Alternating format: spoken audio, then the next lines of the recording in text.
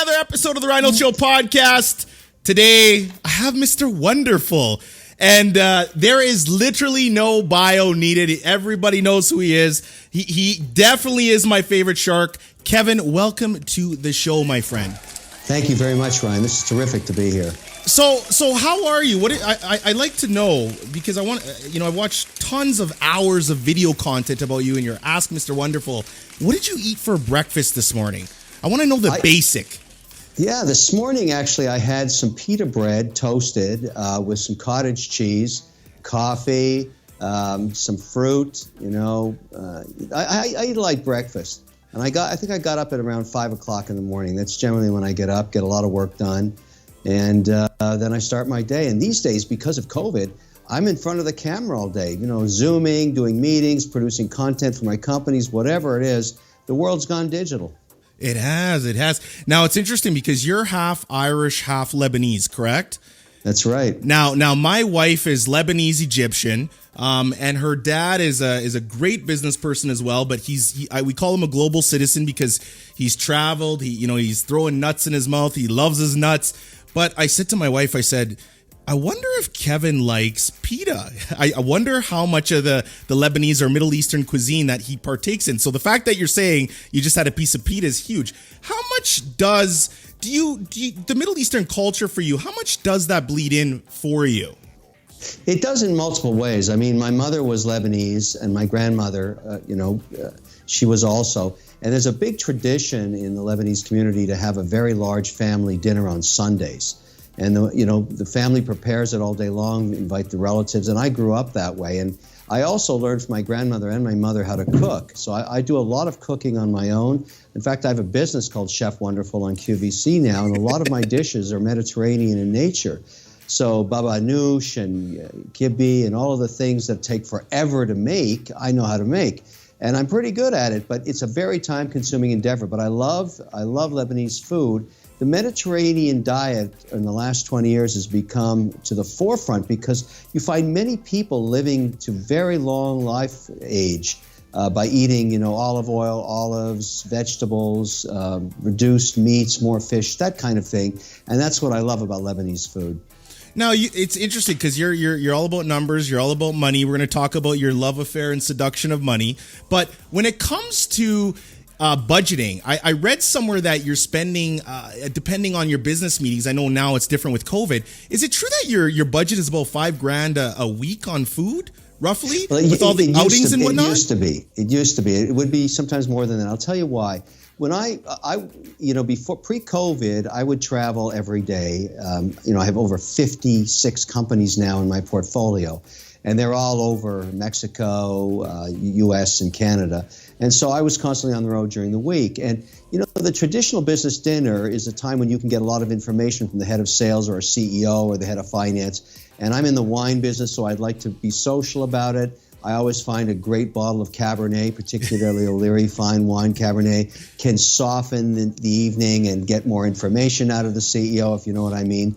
But I don't want anybody to buy me dinner. I don't want to be beholden to anybody. Yes. I'll buy dinner. I will always pay for myself.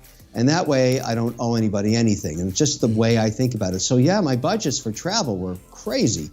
I mean, just moving and then, all the socializing, but it was a business expense in the sense that, we're running a pretty big portfolio, and that's part of how we used to communicate. That's all gone now for obvious reasons, and the world has changed.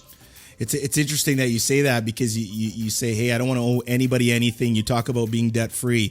Your infamous story about being in the ice cream shop, the day your life changed, $4,000 worth of ice cream sold. A lady says to you, okay, all this gum's on the floor. Kevin, go pick that crap up. And I'm kind of segueing there because do you feel that, of course, you've said it in multiple times, and every time you tell the story, what's amazing about this is I always look at people that do a lot of interviews because I'm like, are they telling the story with the same emotion? And every time you tell that story, you can see that look in your face where you can literally put yourself in that moment and feel how you felt during that time.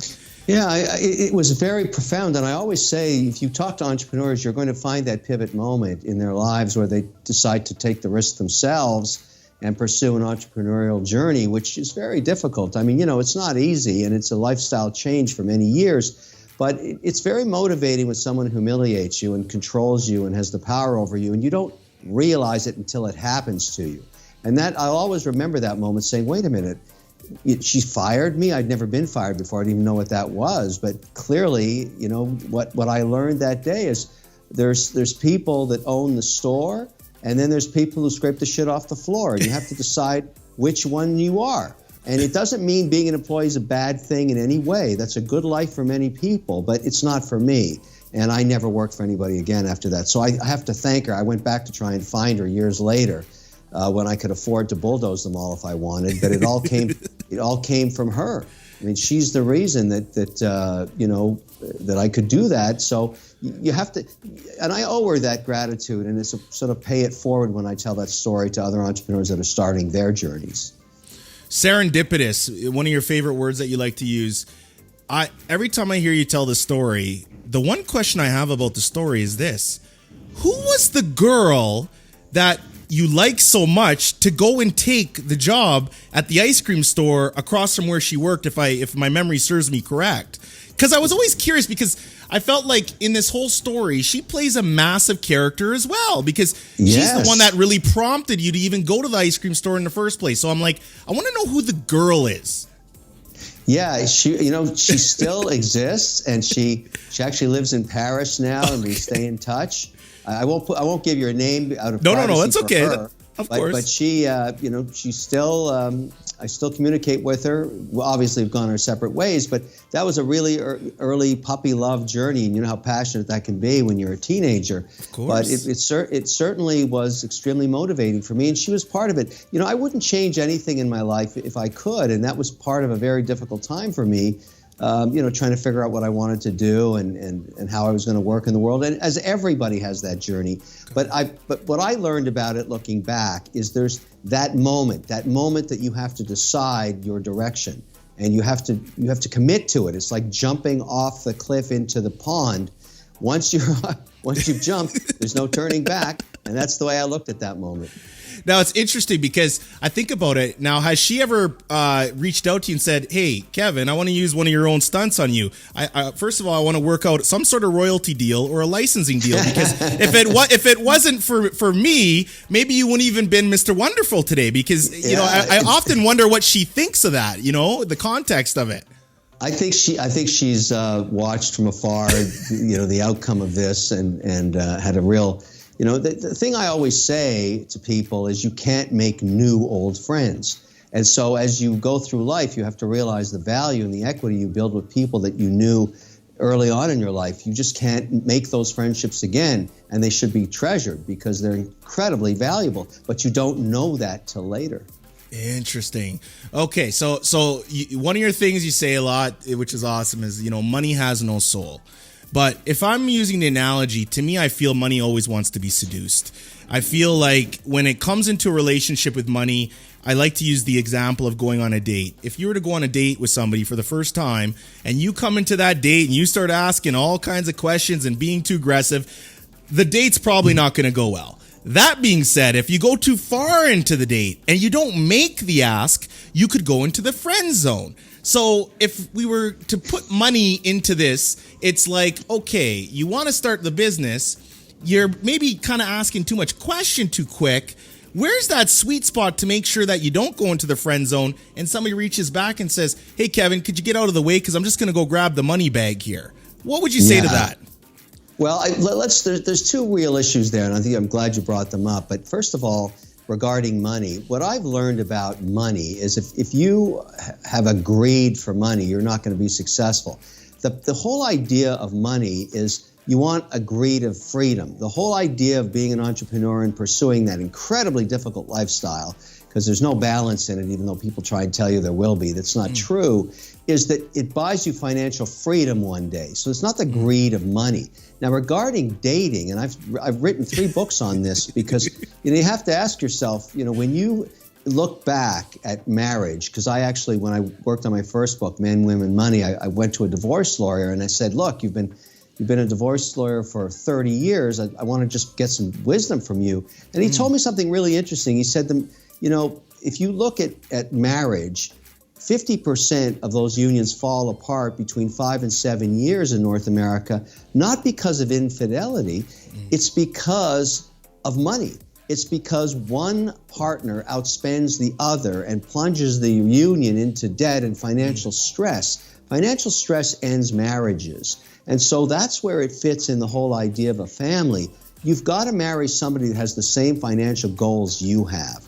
And if you say, in the way it works in dating, as far as I'm concerned, by the third date if you're interested or not. I mean, let's face it. And if you're going to go that far, you might as well start talking about money, because you really want to find out before you commit that person is the right parallel path with you on building a unit together. If you're going to get together, whether you get married or not, and you're going to build a life together, you better be in sync on money or you're screwed. Well, to me, what you said there too, I look at it as a form of financial infidelity. If your partner's out there spending like a crazy person, and you're out there trying to make it, and if you spend more than you make, it's never going to end well for you. So to me, it's a form of financial infidelity, right? Yeah, I mean, the issue about infidelity, and this is really intriguing, and again, I talked about it in the book after researching it, and this comes more from a psychologist. Really intriguing, and I apply this to when I teach at Harvard or MIT. I lecture graduating cohorts of engineers, because a third of those classes are going to turn into entrepreneurs, start companies. But there's a really great analogy between dating and marriage and business, and here's how it works. When you fall in love with somebody, that's a magical time in your life. There's no question about it, and I wish that for everybody. But let's say you're now 3 or 4 years into the relationship, either you've married or you're living together, whatever it is, and then the normalcy of it and sometimes the routine of it makes your mind start drifting, particularly if you're in your 30s. And one day you may cheat. And that happens a lot. Yeah. And you have to make a decision at that moment. And I'll draw the analogy to business in a second. When you do that, you have two choices. Do I just not disclose it? Or do I go home and admit what I've done and take the hit? And the remarkable outcome about this is incredible. You're going to get caught. It's just a matter of time. Even if you just do it once, you're going to get caught. People don't think that. 100% of the time or 99% of the time they're going to get caught. When you do get caught, you are going to lose 50% of the equity of that relationship forever. How can that person ever trust you again 100%? They can't. Yes. Even though you may stay together, it will not be the same relationship. It'll be different. Yes. Now, that's the same in business. If you lie to a customer, you lie to your partner, you lie to an employee, it changes the relationship forever. And my whole point of that lesson is it would have been better to go back to your significant other and say, listen, I'm really sorry. I slept with somebody last night. I know I shouldn't have done that. I'm begging for forgiveness. It won't happen again. And come clean. You maintain the equity in that relationship. The same in business. I like that. It's interesting. You do so many of these interviews, and I really try to get, when I speak to a guest, I first of all, I'm speaking to a human being. And for me, I always appreciate your time, because I always think that the highest show of respect you could ever give to somebody is your time. It's the one thing you cannot get back. And as much as you love money, Mr. Wonderful, you can't buy that time, right? That's right. So I really appreciate you today for that. I want to talk about something that I feel is extremely important. And I tried to kind of go through a lot of, I did my digital deep dive on you. Now, it's interesting. I want to talk about currency, but not in the way of finances. I want to talk about cultural currency. And what I mean by that is, just to give you some preface, and it's not about me, but if I go back to my childhood, I grew up extremely broke. I lost my mom when I was 13. My mom was a single mom. My whole world died. I have a football helmet on my back wall because my football helmet got me to where I am today and gave me that structure that I needed. And I think about being a half German, half Jamaican guy, and I like to tell the joke. If I did something wrong, the police officer's not going to be chasing me down the street saying, look at that half German guy. Clearly, right? Just not going to happen for me. And I always looked at business, and I looked at people that look like me. What are they doing? You spend so much time in the United States. You spend time in Canada. For me, as a business owner, when I walk into most boardrooms or I meet with so many people, I don't see a lot of black people in business. I wanted to ask somebody like yourself, because You've met so many people. Now, and I'm not trying to go back into the days of slavery and mentality, because I want solutions. We all know what happened. What do you think of that? What would you tell Ryan or any other, 13 to 18-year-old boy at that time about doing business and walking into rooms and saying, you might not see a lot of people that look like you? Is there solutions, or is this ever been a thought in your mind of all your years doing business? Well, let me make an observation after all these years. Great ideas, great business ideas, great entrepreneurship. There is no race or creed that has a monopoly on that. That's equally distributed. What is not equally distributed is opportunity. And you are correct in saying that there are, Black men and women don't get the same opportunities either in education or financing, or they used to not. But there's a tremendous move afoot now, and I'll give you an example from a great Canadian. The CEO of Shopify just last week announced a new initiative. He's got 1 million businesses on the Shopify platform, many of them mine. I've got almost all my companies on that platform, in addition to the work we do with Shopify. But he's specifically focusing on giving underserved communities an opportunity to build a franchise with him. And I think that's very important. Another company I'm involved with, I'm a shareholder in, and the spokesperson for, is called Eureka. It's a spin out of Facebook. And anybody that wants to start a business should go to the boot camp there, regardless of what your ethnicity is. But they are designed specifically to help underserved communities, and I want to be part of that because it's good business. Yes. The truth is, there are fantastic ideas that people have, and it doesn't matter whether they went to school, or it doesn't matter what their background is. It doesn't matter what color they are. What matters is the idea and the opportunity. And as an investor, I want the opportunity to invest in those, because I'm looking at it, for the best return on my capital, and I'm agnostic. So the opportunity is actually, there's a big multiplier. But I agree with you. The great ideas are equally spread. The opportunities to actually invest in them are not, and that has to change. It's interesting because I get a lot of questions from Black youth, and they say, hey, Ryan, how have you managed to cultivate where you are in life today? And I said, I did a really good job of making sure that I put myself in arenas and places that it was all about prosperity and growth. I remember I would go sit in the courthouse and watch criminal attorneys work their magic in a courtroom just to see what it was like, and what, just everything I could pull from. And I always tell them, with the internet now, a lot of people really crutch back on that victim mentality. You being a digital person, and I want to get into your YouTube and segue onto that, because you have this segment called Ask Mr. Wonderful. And you get all kinds of questions thrown at you. And the one thing I love about Kevin Oleary is this. Even when I took it on my own social media in our audience and I said, ask a question, you got a lot of people that love you, but you can also bring out a lot of crazy chickens, my friend. I mean, there is some you bring out a very diverse palette of individuals. Talk about your YouTube channel, because it's interesting. I remember actually, kind of the top, let's say 25, 30 channels out there. And I remember watching you on Shark Tank, and I said, this guy's got to get a YouTube channel or something going. He's got, if you Google, have you ever Googled Kevin Oleary savage moments? Just do it for fun over a glass of wine one day. You will love it. But what prompted you to now really push out onto YouTube and really start creating content there? I have a big team of people I work with, and the Shark Tank platform, I'll tell you the genesis of the YouTube channel.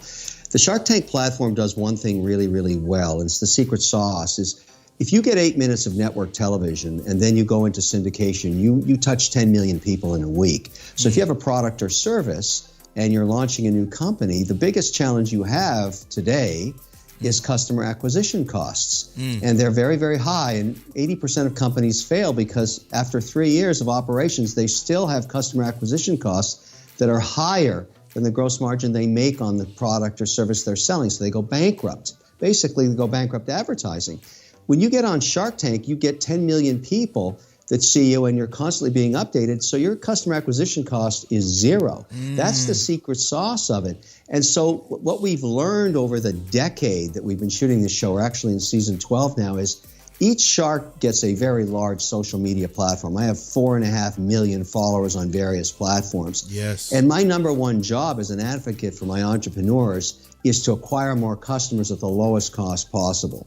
So we're constantly pushing out content on Instagram, on Facebook, on LinkedIn, on Twitter, that's relevant to my companies, their products and services. And what I've learned about these platforms, and Ron, I'm sure you know this, is you need to be 100% honest and transparent. People smell bullshit a mile away on any social media program. But in the last year, a lot of my companies came to me and said, Kevin, why are you not building a franchise on YouTube? So I know the people that run, Google and YouTube, and I went to see them and we talked about it. And it made a lot of sense to me. And the time I had to commit, I'm working with wonderful editors and producers now that kind of do this. We get thousands of questions, thousands. And so what we try and do is categorize them into groups that are similar and try and answer, 4 or 5 of them in each show. And, we started 11 months ago. We had virtually nobody. Now we're at 291,000 or something. And I see no reason we can't be at 1 million in the next 6 months. We're just growing it. And I'm finding that dialogue, that two-way dialogue with, people that are interested in what I represent and what I do is really, really invigorating. And as you know, it's a wonderful platform. It's different than LinkedIn. It's different than Twitter. It's different than Facebook. And it requires a certain amount of focus, but it's a great franchise we're building. The thing I love about YouTube, though, and it goes in line with your message, because you say, hey, if it's not working after 3 years, take it out the back barn and just put a bullet in it and call it a day. Go drink, go dust yourself off and get back to work in 48 hours on your next venture. YouTube is merciless. Like when we look at comments, right? If you look on LinkedIn or Instagram or Snapchat or TikTok, there's no place that has the comments in which YouTube produces for you. So when I look at some of your videos, the comments that you get and the questions, some are very, very high level. Some are extremely, extremely good that way. So for you, you feel that YouTube, if you were to pick, let's not talk about YouTube, but let's talk about Instagram, LinkedIn, Facebook, Snapchat, or TikTok. Which one to you feels, just for you, not anybody who's handling your social media, which one for you feels the most natural that speaks to your personality? I think the one where I'm really engaging the cross between the arts and business is LinkedIn. I have about 2.5 million followers on that platform. I'm an influencer on it. It lets you do really deep dives into topic matter. But it's different than YouTube. YouTube is also interesting because let's say you have a passion, in my case, watch collecting or guitar collecting or photography. There's big verticals on YouTube where you can be a participant. I just did a 3-part series with producer Michael on watch collecting, which is doing incredibly well, where we got really granular about, what watches do we collect? Why do we collect them? What is the merit over this dial, over that dial? That's kind of crazy stuff that is of interest to a very, very large vertical market of people that love watches, and that's something you can do.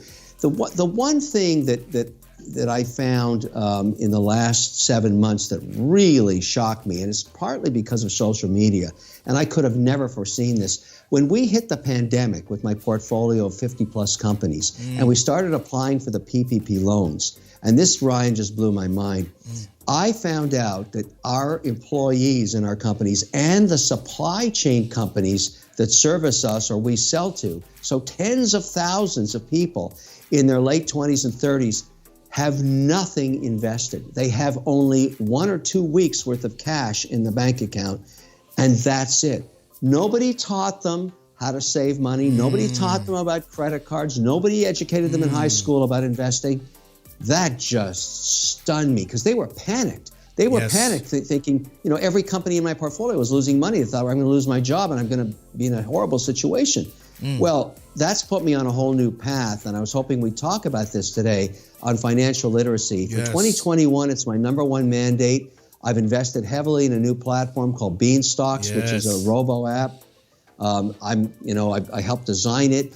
It's a way that my own employees can learn how to invest in a very simple way. And are you saying, Kevin, you were saying that you could invest as little as $100 a month or something like that? Like the cost of entry to invest is not, like anybody could do it. Yeah, you can put $5 aside a week. It doesn't matter. But if you actually look at the numbers, the average salary in America is about $56,000. Yep. That means everybody can find a way to save $100 a week. You put $100 a week aside during your career, and if the markets do what they've done for the last 100 years, you'll end up with $1.5 million. And what we've done with Beanstox, it's an app you can download. It's incredibly simple. You don't have to know what a stock or a bond is. It's all done for you, and we use exchange-traded funds to get diversity, and we build portfolios. But the discipline, what I'm trying to drive in everybody's head that works for me is, don't buy that sneakers, that set of sneakers. Don't buy that T-shirt. You don't need another pair of jeans. Stop buying all this crap and start saving for yourself. And put $100 aside and just watch it grow. That's what Beanstox is all about.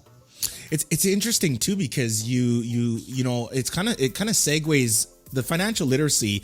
You just talked to you and Evan Carmichael just did a YouTube video not so long ago, and the topic of education came up, and I love this topic because in my mind, and yes, if you're a doctor, you're an engineer or an accountant, yes, please go to school. I don't want a doctor that has not went to med school working on my heart. I just don't. But when it comes to business or whatnot, I'm like, no. I never understood, even coming up in school, I love sports. If you ask me, hey, Ryan, did you enjoy grade 7, grade 8, grade 9? I enjoyed the sports element of it. I thought I didn't really like to learn at that time. What I figured out as an adult was, Ryan, you loved to learn. You just didn't want to learn all that, the fluff stuff. And I felt like a lot of the time I spent in school, you still come out, you know nothing about investments.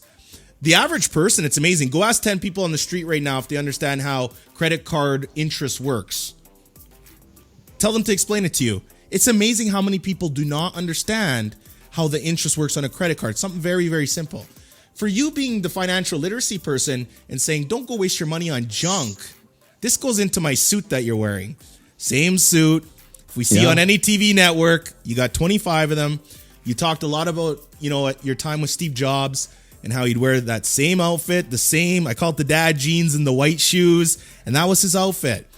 What for you, kind of gives you that uniform mentality? And how did you start doing that? Was that inspired from Steve Jobs, or is that something you said, I just want to minimize my decision fatigue, so to speak? Well, I did work for Steve. Years ago, we were the largest provider of his educational software for Macs in schools and in homes. I had many meetings with him and his team. He was a very difficult guy to work with and for. He was a genius, but he was a very, very aggressive guy, and I remember so many crazy moments with him. But he was what he was, and you can't dispute the success he had.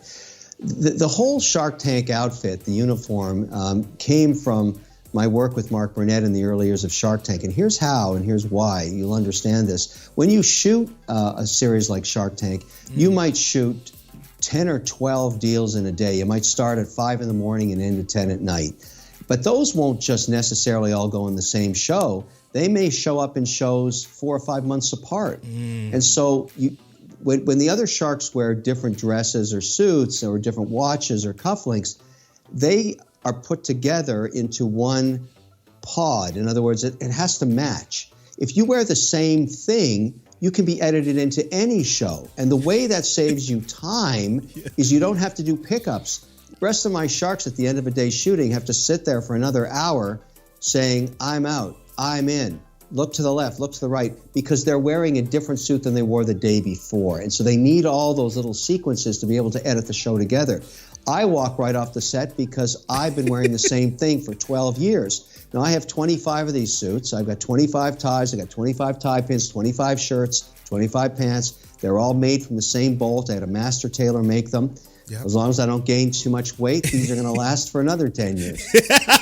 That's awesome. Which shark would you be least likely to lend money to? Well, the thing about Shark Tank that you have to understand is, and what makes it different than any other venture capital firm, is all of those people, all of those sharks are self-made millionaires and billionaires as operators. They actually operated a business. So they're not some MBA kid with a spreadsheet trying to determine what business works and doesn't. they came from different disciplines. And so I would lend money to any of them because I know them so well and I've worked so long with them. And they're also very successful in their verticals. I mean, I don't go into clothing deals unless I'm taking Damon John with me. Yes. If I'm going to go into security software, I'm going to take Robert Hershevik with me. It's sort of those different. I'm the finance guy. I'm the guy that works in financial services. I have O shares. I've got Beanstox. I have interest in a lot of fintech. That's what I do. I'm a Wall Street, New York Stock Exchange guy. And that's different than what Oleary does. It's different than what Barbara does. And so the reason I bring this up is when a deal comes into the tank, it's impossible to bullshit us. We've already seen it or done it before. Somebody has. And so we peel that onion pretty quickly. And that's significantly different than a venture capital firm because we have tens of millions of viewers. We have billions of dollars to invest. We're all operators. And we have the advantage of being able to drive sales through zero customer acquisition costs. So I'd say we're the best venture capital firm in America. Nobody can beat us in terms of our returns. And when I think of Shark Tank, and I remember you from Dragon's Den as well, it's you just love that concept of somebody coming down and just getting shit on in a little tank. I mean, I can just tell you, there's a party of that really, really enjoys it. How have you maintained? Like, if I was to, I try to picture you. I'm like, what would Kevin be like at age 9? And it's funny because everybody says, "Oh, Kevin's, he's the meanest one," and you say it nicely. You're like, "Listen, I'm Mr. Wonderful. I'm telling you the truth," and I do have merit in that. I've always loved people I always wanted to talk to the person that was brutal because I always felt like they actually cared. They cared enough to tell you the truth in some respects. Well, business is one of the only disciplines where there's no gray zone. It's binary. Either you make money or you lose money. And I think it's really important to tell the truth to people when their idea has no merit and will end up in bankruptcy. It's sort of very disingenuous to encourage them to pursue something that is going to end in tragedy, particularly if they're mortgaging their home or something. Yes. Now, they may not want to hear that message, and maybe people don't like the fact that I tell the truth. I'm pretty well the only shark that does that. You'll hear a lot of, "Oh, listen, I'm not going to invest, but you keep doing what you're doing." I find that so disingenuous because the reason they're not investing is they know it's a zero. And rather than tell them that, they try and avoid that conflict. I don't avoid that conflict because if you can't get by me, the real world is going to chew you to pieces anyways. And so you might as well hear the truth from somebody. And, frankly, if they can't handle the truth, I don't care. It's still the truth. It's not going to change. It's still going to be a bad idea, and they're going to go out and lose all their money. It's stupid. And so I'd rather just keep doing what I do. And, if people don't like it, I have to be honest with you, I don't care. I love that. Is there, given the COVID-19 landscape, and when we waited out to our audience for questions, lots of questions came around that. Is there any opportunity that you haven't mentioned publicly that you feel like maybe in the last, 3 to 6 months that you're kind of like, there's a big problem there and maybe there's a solution for it? Is there anything off the top of your head that you kind of said, there's something there. I think there's some good opportunity. There is a huge digital pivot going on in America. If you looked at a typical company before the pandemic, let's say in January of this year, 50% of its sales would have been coming from retail at a 50% gross margin. And then March and April come along and we completely shut down the economy, and those companies basically start losing money because they have lost half their sales. And the ones that have survived in my portfolio, 80% are doing very well now after 7 months, and 20% are going bankrupt. The ones that are involved in the cruise lines, entertainment, business travel, food services to restaurants, the wedding industry, they're all failing. And there's nothing we can do about that because consumer preferences have changed. Movie theater services. I don't think movie theaters are going to make it because people have become so accustomed to watching streaming and are very comfortable to watch even tentpole blockbusters at home. The screens are very large, they're very cheap. Disney's launching its tentpole on Christmas Day for families to watch at home. They're going to avoid the entire movie theater structure. So that's all happening very quickly and accelerated by COVID. So when you talk about opportunities, what I found is the companies that have been successful have used the digital technology like a Shopify, like a Facebook, like a DocuSign, like a JD.com, a Wix.com, all of these companies that enable digitization, direct-to-consumer sales. And so they've repurposed their messaging. And the way it manifests itself that you can really understand is, I used to be asked all the time by kids going to college, what degree should I take that will guarantee me a job? And I always say, well, there's 3 degrees. There's engineering, and engineering. But since March, here's what's blowing my mind. You know that old adage about the starving artist? Yes. I am hiring editors all around the world, videographers, photographers, copywriters, and I'm having to compete for them because my companies are digitizing their offerings online, and they need those talents. So all of a sudden, if you're a good video editor, instead of making 20 grand a year, you're making 150,000 a year because everybody wants to hire you, and you're booking yourself out for X dollars an hour. If you're an artist, if you're a photographer, all of a sudden, these degrees that to me seemed very risky at best are now coveted by the new digital world. So that just shows you what's changed in just 7 months. Storytelling in business is now one of the most important things you can do. You know what's interesting too, Kevin, that's beautiful, is you can go shoot all your videos, go for dinner at 5 or whenever you go for. You send it to somebody across the world in a different time zone. You wake up at 7 a.m. and your content's ready to be dished out. That's beautiful. What we do. Yes. That's what we do. We have editors all over the place, and they have specialties. And I went and shot another version for next week of another episode of Ask Mr. Wonderful in the park here in Boston, where I am right now. And got some really interesting questions. Sat on a park bench, shot it with 2 cameras, digital technology. Had a Zoom session with the editor and the producer. Talked a little bit about the direction I thought it should go in, and they went to work and they cut it in 11 hours. And so they're all over the world doing this. We're animating it. We're adding all kinds of talents that come from different platforms. And that's how business is. And so that time shifting is really very, very, very productive in a way we couldn't do it before. So let me ask you this. Do you think content is a form of currency now, given the digital landscape? I do. I mean, I just look at how these the successful companies have taken content, and the ones that are really killing it and doing so well and growing their business now have been able to be great storytellers, to almost be producers, to create a 59-second story about their product or service that's immensely compelling that they can post on Instagram and drive hundreds of thousands of eyeballs to their site and sell more stuff because people engage in the messaging. And that's very different than what it was just 2 years ago. Do you think shooting for your YouTube channels made you a better business person overall? The reason I ask that is when you're out there, moments that maybe even before you're like, oh, it's a moment. I'm sure your brain is like, where's that GoPro camera at? Where's that? Because it's that off the cuff type of B-roll footage that people just love. You walk up to somebody and you're shaking their hand and they ask you a quick question on the side of a back alley. They love it. Does your mind start to think about things a little differently, you think? Well, I'm fortunate because my very first job in the 80s, the mid-80s, was an editor, a film editor on an 8-plate Steenbeck, which is technology that doesn't even exist anymore. And I've been editing, producing, and shooting film since the 80s. I used to work in sports television behind the camera, and now I find myself in front of it. But I haven't lost my chops as an editor. I cut film every weekend. I use Premiere Pro. I want to keep my chops up. I like to think that storytelling is very important for business and communications. And you do that today digitally through video, through sound, through editing, through cutting a story.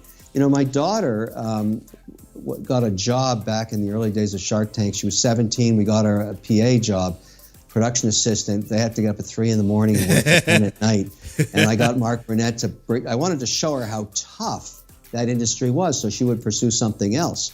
But she loved it, and she got Mark to write her a letter, and she got into NYU Tisch, and she graduated as a producer. Wow. And now she's working in New York, producing television commercials, and she just cut her first documentary called Gone Viral about the Ken Bone story, about that guy with the red sweater on last election cycle.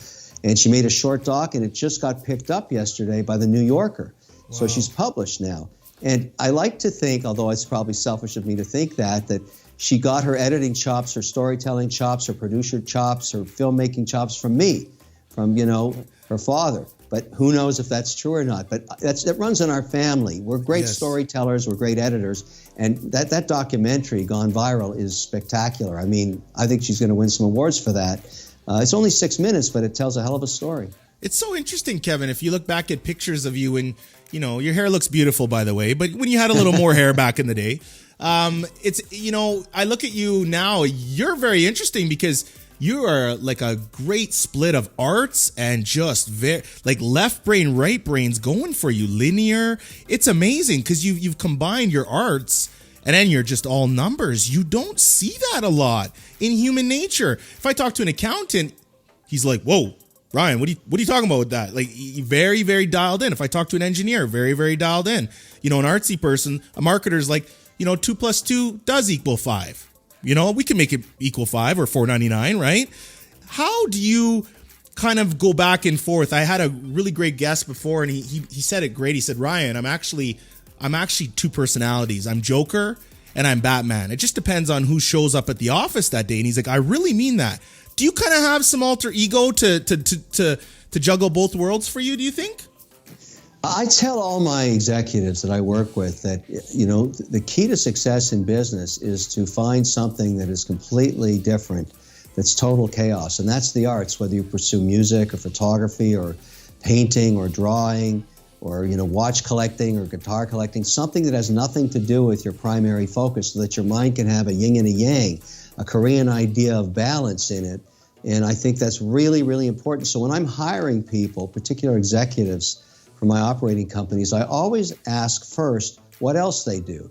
Because I'm always intrigued by the candidate that tells me they're a dancer or they're an artist or a musician, in addition to the skill set they're bringing to market to us as an executive. Those tend to be the most successful people because they've got a balance that really inherently helps creativity. I get my best ideas when I'm just, rocking on my guitar, and I'm taking pictures, or I spent 2 hours this morning working on my watch collection. I have a very, very, very large watch collection. There's a huge community of people out there. And they're all around the world, and we communicate 24/7 about new trends, new dials, new movements, new pieces that come to market. I love that stuff. It completely is different than what I'm doing when I'm looking at somebody's balance sheet. I got to ask you a really nerdy techie question because I feel like your phone now is the remote control to your life. You use an iPhone, right? On a daily basis? I have an Android phone, and I carry 2 numbers around, 2 different service providers, because I want to stay, as they say, au courant on both platforms. So I'm very good at Android. I'm very good on the Apple iOS, and I'm able to just work with both. Which would you prefer if you had to pick? They said, "Hey, you can only take your iPhone or you can take your Android." Well, Android is I buy these devices for their cameras and their ability to shoot, high def video, because I'm constantly shooting for my companies. And currently, until we get the Pro Max out next week, Samsung is ahead in terms of their technology on cameras. But it's a horse race. There's always one over the other, which is why I say, if you look at the content that I'm shooting, I have a wide range of cameras, and I still shoot film. I've got Hasselblads and Leicas, and I do a lot of work and transfer it over digitally. But the iPhone, certainly has a very intuitive interface. But when it comes to just raw technology, Samsung is still ahead. And I noticed the refresh on the new 12 is still 60 hertz. That's crazy. I mean, why isn't it 120? I mean, that's ridiculous. They didn't fix that up. But it just shows you they don't feel they need to be at the cutting edge. They can be one generation behind on certain things. Interesting. I know your time is precious, so I wanted to incorporate a quick Ask Mr. Wonderful edition. So I waited out. We had literally a couple thousand questions come in, we actually had 7 video pitches, and I said, we're not going to have time for video pitches. I was impressed that people sent in video pitches. I love that. First question. Todd Hartley out of Scottsdale, Arizona, from LinkedIn. Which shark would you be least willing to give a loan to? You answered that and basically said, I would give them to everybody. Who would be the number one you would give a loan to? The number one shark, no question, I'd work with is Mr. Wonderful. That guy's fantastic. Perfect. Raquel Martinovich, and I love this question, from Edmonton, Alberta, Canada, asks, what suggestions would you give an almost 50-year-old single parent on how to start building their financial future again from scratch? The key to that is actually quite simple. Number one is to eliminate credit card debt, which is being priced out at 18 to 21% a year. Nobody can deal with that. I mean, you can't make 18 to 21% every year in the market, and yet credit card companies do, and that's why I invest in them. I have lots of holdings of credit card companies because that is a crazy amount of profit to make off an individual who can't pay back their loan. So that's number one, is to retire the credit card debt. And then the key is to reduce your spending habits by 15%, which sounds like a lot, but it really isn't. And take that money, even if it's only a few $100 a week, even if you're in your 50s, and invest it across a very diverse portfolio of equities. And what you'll find over time is that even though there's volatility in the market, the recompounding of dividend yields and the constant growth over time of equity valuations, that by the time you're probably 65, you'll have a pretty nice little nest egg, even if you're only putting a few $100 to work. But it's the disciplined change of not buying crap and number one, getting rid of the credit card debt. Like if you're sitting on $4,000 or $5,000 of credit card debt and paying 21% interest on it, it's very hard to get yourself up from under that rock. I love that. I love that. Sam and Paulina from Edmonton, Alberta. It took a few calls. I love this question, and shout out to Nancy. It took a few phone calls and a personal meeting with your publicist, Nancy, to convince her to come work for you. With so many other candidates wanting to be Mr. Wonderful's right hand, who would love the chance, what about Nancy pulled from you to somewhat pursue her to come for you? And I want to actually up this question a bit. How does somebody make themselves attractive to get a whale, let's call it a whale, somebody who's extremely uber successful in life, attention without being annoying and just, me? How do you attract that type of attention? Well, I think this goes for anybody that's seeking a career that they would find interesting. When you here's just some thoughts that I've observed over decades of, hiring people, hiring and firing, I might add. I like to hire slowly and fire quickly. But it's sort of, when you write a letter to somebody, do not ever make it more than 3 paragraphs. They're not going to read it. And in the first paragraph, explain to me what problem you can solve for me, because I'm not interested in what your dog's name was when you were in high school or where you played football. I couldn't care less. What matters is, what can you do to help the rest of my team solve problems and grow our business? What specific skill do you have, and what evidence that you can execute on it do you have? And if you can put that in a paragraph, you'll probably catch my attention. And so, it's sort of the biggest mistake people make is they write like this 9-page letter, which I'm never going to read. I don't have time. And, no one's going to read it because they don't have time either. We're really, really busy, but we are always looking for great talent that can help us grow our businesses. So I always tell people and I tell my kids this too when they're applying for work. I want to see in the first 3 sentences what problem you can solve and how fast you can do it. Because I guarantee you, if that gets in the right person's hands, they're going to want to talk to you. And indeed, it works. So that's number one. And I also, as I mentioned earlier, show me something else you do besides keep telling me you're so great in business. Are you a dancer? Are you an artist? Are you a musician? What else do you do that shows me you're a balanced person in terms of your yin and yang of thought processing and idea, problem solving? That's very powerful to me anyways. That's huge. I love that. Last question's a prickly one, and I kind of thought, is this going to be good? But it's a very pointed question.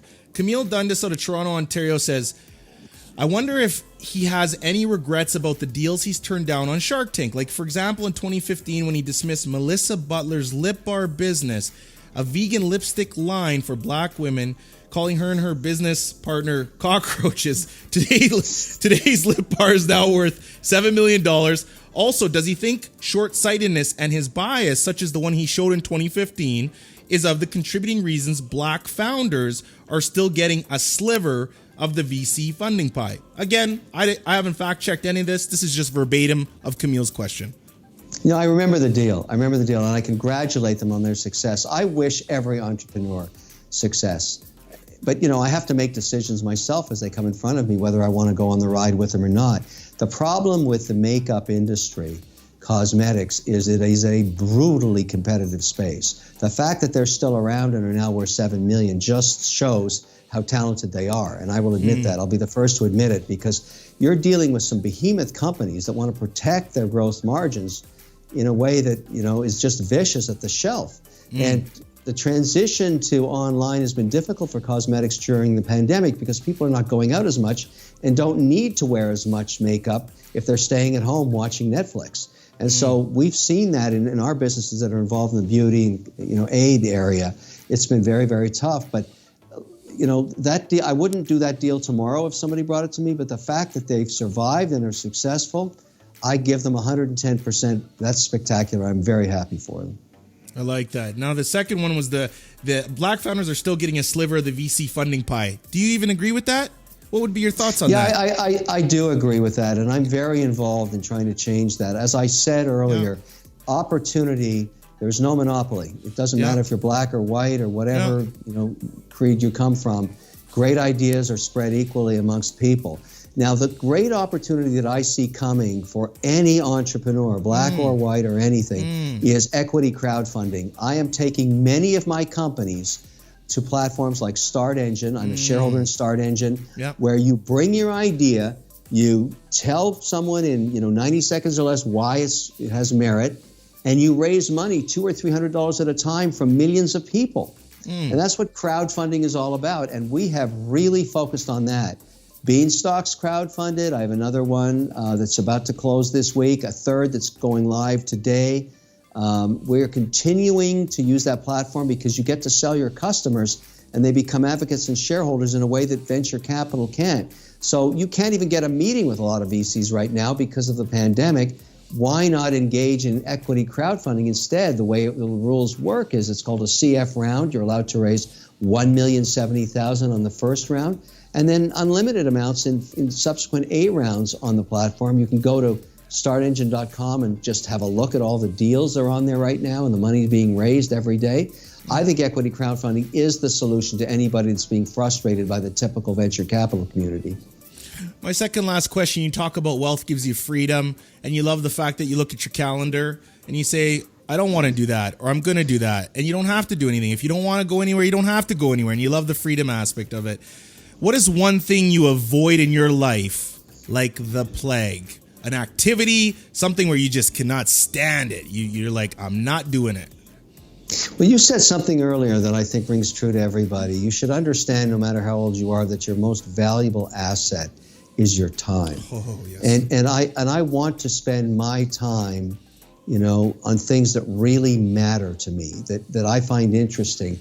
Everything I do every day, we talked about Nancy, I go over next week with her probably this afternoon, and if there's anything on there that I don't want to do, I just don't do it, because I want to do the things that mean something to me, that are in either interests that mean something to me, or my family, or my kids, or my companies. I'm very fortunate. I find myself in a place in life where I can do whatever I want, and I feel that I've earned that, working very hard as an entrepreneur in my early years to achieve financial freedom. So what I really, really disdain is wasting my time. And so maybe I'll be blunt when somebody says, look, can you do this or that? And I say, no, that is not something I want to spend my time on. It means nothing to me. It doesn't interest me. And I would rather spend it, cooking with my kids or doing whatever it is I'm going to do. But I really treasure blocking a day together with the things that really matter to me. And I think if you have a focus like that in your life, you'll be a much happier person. That it's very frustrating to find yourself in a situation where you don't know why you're doing it. So the answer is don't. That's my point. I love that. My last question is, what can I do for you, Mr. Wonderful? I appreciate your 54 minutes and 46 seconds of time that you're never getting back, my friend. Well, I'm glad we had this dialogue. Very obviously, you're good at this, Ryan, and I think it's terrific. And I'm spending a lot of time, spreading the word with people like you. I think it's important. My big thing now, and I'll end on this note, is for 2021 that's coming up in just a matter of weeks, is financial literacy. I am so freaked out by what I saw this year in March with my own team, my own base, my own employees. I have got to make Beanstox a phenomenal success. I want millions of people using it. It's a free app. Download it. Check it out. Beanstox. See what it can do for you. But above all, start to invest in yourself. That is my mission for 2021. And everybody who's listening, I will put Kevin's YouTube channel and the link to his Beanstox app. He is pushing both of those, rightfully so. It will be all over everything. Okay, yes. I screwed that up. That's Nancy's fault. I'm going to blame her. Listen, everybody, third attempt here. Welcome to the Ryan Holtz Show podcast. Did I get it right? Perfect, Kevin. Thank you so much, my friend. I appreciate you, and blessings to your family, and shout out to Nancy. Ryan, you're a great guy, and you're very good at this. It's obvious. Take care, my friend. I appreciate you. Take care, Kevin. Ciao. Thanks. Bye-bye.